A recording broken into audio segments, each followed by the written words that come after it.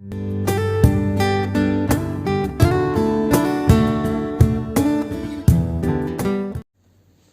Friends, आज मैं आपके साथ करूँगा बिज़नेस स्टडीज़ का एक और टॉपिक जिसका नाम है एक्सपोर्ट डॉक्यूमेंट्स। जब भी हम एक्सपोर्ट करते हैं तो हमें कौन कौन से डॉक्यूमेंट्स की रिक्वायरमेंट होती है वो हम डिस्कस करेंगे। सबसे पहला डॉक्यूमेंट आ जाता है कमर्शियल इन्वॉइस। कमर्शियल इन्वॉइस में क्या होता है? This document contains the details of goods supplied by the exporter. जो भी एक्सपोर्टर ने जो गुड्स सप्लाई किए हैं उसकी पूरी डिटेल होती है। The common content of this document are names of the buyer, कि भाई कौन खरीद रहा है, एंड सेलर्स कौन बेच रहा है, क्वांटिटी एंड प्राइस, कितनी क्वांटिटी भेजी है और क्या प्राइस रहेगा, date of selling etcetera etcetera. This document is necessary for taking clearance from excise commissioner. ये डॉक्यूमेंट ज़्यादातर एक्साइज कमिश्नर से क्लियरेंस लेने के लिए होता है, या कस्टम अथॉरिटी के लिए होता है, या इंस्पेक्शन एजेंसी के लिए माना जाता है। तो ये क्या था हमारा कमर्शियल इनवॉइस। नेक्स्ट आ जाता है पैकिंग लिस्ट। पैकिंग लिस्ट में क्या होता है? This list contains the detail of packing, कि भाई क्या क्या हमने पैक किया है, ऑर्डर नंबर क्या है, कॉरस्पॉन्डिंग इनवॉइस नंबर क्या है, बिल ऑफ लेडिंग नंबर क्या है, और डिटेल्स ऑफ शिपिंग क्या है, डेट ऑफ सेलिंग किस टाइम पे जाएगा, किस डेट पे जाएगा, मतलब details of goods in each pack. एक पैकेट जो बनाया हुआ है उसमें कौन कौन से और कितनी क्वांटिटी ऑफ गुड्स हैं एटसेट्रा। तो पैकिंग लिस्ट में सारी पैकिंग के रिलेटेड चीज़ें और कब कहाँ कितना सामान जाएगा उसके रिलेटेड होता है। थर्ड आ जाता है bill of lending. It is a very important transportation का डॉक्यूमेंट। ये बहुत इंपॉर्टेंट है जो ट्रांसपोर्ट के लिए चाहिए होता है। It is issued by the shipping company when the exporter surrenders mate receipt. जब भी जो एक्सपोर्टर है वो मेट रिसीट को सरेंडर कराता है शिपिंग कंपनी पे, तभी ये डॉक्यूमेंट वो इसको इशू करते हैं। किसको? एक्सपोर्टर को। The bill of lading is considered as an important document due to following reasons. ये इंपॉर्टेंट क्यों माना जाता है? सबसे पहले ये रिसीट ऑफ गुड्स है। It is an acknowledgement given by the shipping company whereby the shipping company takes responsibility for giving the delivery of goods in the importer's country। ये एक टाइप का एक्नॉलेजमेंट है कि भाई शिपिंग कंपनी ने ये सामान ले लिया है और ये फलां फलां जगह पे फलां फलां टाइम पे पहुंचा देंगे। A document of title of goods. A bill of lading gives the ownership rights of goods to a person who is holding it. तो एक्सपोर्टर बिल ऑफ ये जो लैडिंग है ये ले लेता है और इम्पोर्टर को दे देता है। ये एक राइट होता है ओनरशिप का। तो जिसके पास ये बिल ऑफ लैडिंग होगा उसी को वो देंगे, मतलब गुड्स की डिलीवरी, और किसी को नहीं देंगे। The captain of the ship, जो शिप का कैप्टन होता है, captain of the ships gives the delivery to the importer in the importer's country only when he receives a copy of bill of lading, because it is a proof of title और ownership of goods. वही जो बात मैंने की, ये वही captain जो ship का है वो तभी देगा डिलीवरी जब उसे बिल ऑफ लैडिंग मिलेगा, अदरवाइज वो उसको नहीं देगा। नेक्स्ट थर्ड पॉइंट आ जाता है कॉन्ट्रैक्ट ऑफ एफ्रिंजमेंट। ठीक है, अब इसमें क्या होता है? Bill of lading contains the documents about the payment of freight charges. Freight होता है ट्रांसपोर्टेशन, एक जगह से दूसरी जगह, एक कंट्री से दूसरी country. Whether the freight will be paid by the exporter और इम्पोर्टर, और whether the freight will be paid in advance और after goods reach the importers country etcetera. तो इस कॉन्ट्रैक्ट में सारा का सारा फ्रेटमेंट कॉन्ट्रैक्ट जो होता है इसमें लिखा होता है कैसे पैसे देने हैं, जो फ्रेट रेट्स हैं, जो ट्रांसपोर्टेशन के चार्जेस हैं, पहले देने हैं, बाद में देने हैं, इंपोर्टर देगा, एक्सपोर्टर देगा, या सामान पहुंचने के बाद पैसे मिलेंगे। सारी टर्म्स एंड कंडीशन दी होती है। Terms and conditions of freights are clearly stated in the bill of lading. That is why it serves as a contract of affreightment. मतलब ये काफ़ी इंपॉर्टेंट होता है क्योंकि सारी जो फ्रेट चार्जेस हैं उसकी सारी टर्म्स एंड कंडीशंस लिखी होती हैं। तो उसके बाद फोर्थ पॉइंट आ जाता है एयरवे बिल।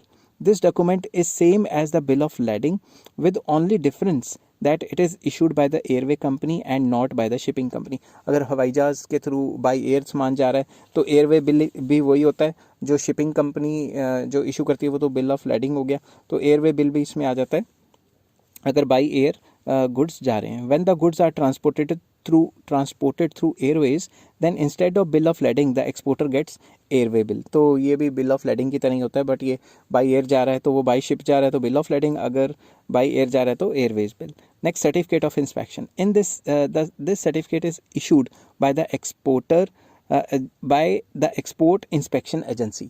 जब मैंने आपको पिछली वीडियोस में बताया कि जब भी हम गुड्स बाहर भेजते हैं तो एक्सपोर्ट इंस्पेक्शन एजेंसीज होते हैं, उससे अपना माल जो है वो इंस्पेक्ट करवाना पड़ता है, तो वो सर्टिफिकेट इशू करती हैं। This certifies that export consignment has been inspected as per the specification of quality control and inspection act. तो जो भी सरकार के रूल्स रेगुलेशंस हैं उसके हिसाब से जो इंस्पेक्शन सरकार की एजेंसी है वो इंस्पेक्ट करती है। तो वो जब भी सेटिस्फाइड होती है कि ये जो गुड्स हैं वो इसी माप तौल पे बनाए गए हैं तो तब वो सर्टिफिकेट ऑफ इंस्पेक्शन इशू करते हैं। नेक्स्ट, सर्टिफिकेट ऑफ ओरिजिन, इसमें आ जाता है कि कौन से कंट्री में है। ठीक है, this certificate is issued by the chamber of commerce और by export promotion council or by government department. This document certifies that the goods to be exported are originally from home country only और the exporters country only. तो ये certificate of origin ये दिखाता है कि जो exporter है उसी कंट्री में ये माल बना हुआ है। ठीक है, किसी और कंट्री से इधर उधर से नहीं आया। उसके बाद नेक्स्ट आ जाता है bill of exchange. This document relating to the payment for this is a document relating to the payment for the goods supplied। इसमें क्या होता है, कौन कौन से goods सप्लाई किए हैं उसके पूरा का पूरा डिटेल आ जाता है। The exporter draws a bill of exchange on the importer asking him to make payment to the specified bank. तो इसमें क्या होता है, वो स्पेसिफाइड बैंक को ही सिर्फ वो देगा, क्या कहते हैं, पेमेंट। तो बिल ऑफ एक्सचेंज में क्या है, उसके नाम पे होती है, वो जो है अपना एक्सपोर्टर होता है, जैसे उसके पास सारी चीज़ें आ जाती हैं तो वो बिल ऑफ एक्सचेंज उसको जो है वो उसको कैश इन करवा लेता है।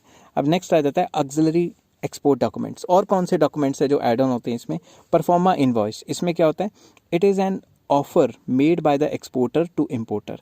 परफॉर्मा इनवॉइस क्या होता है, ये एक ऑफर होती है made by exporter to importer. In this he specifies the detail of goods which he will be able to supply to importer. वो बताता है कि मैं इतने इतने प्राइस पे इतने इतने क्वांटिटी ये क्वालिटी का गुड्स माल आपको कर दूंगा। This document contains the details like quantity, price, quality etcetera etcetera. ठीक है, इसमें वो भी ऑफर कर रहा होता है, अभी उसके पास ऑर्डर नहीं आया होता।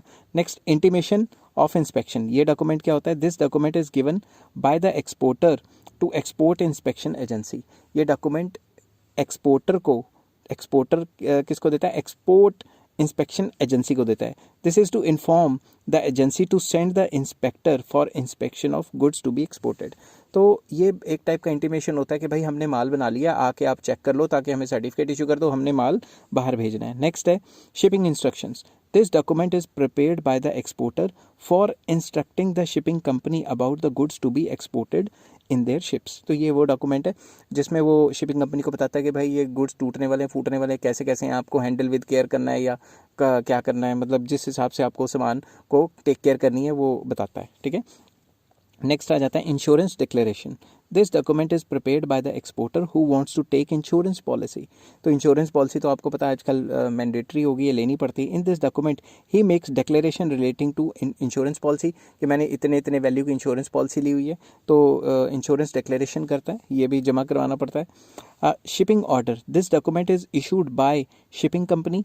It gives confirmation to the exporter about the booking of space on the ship.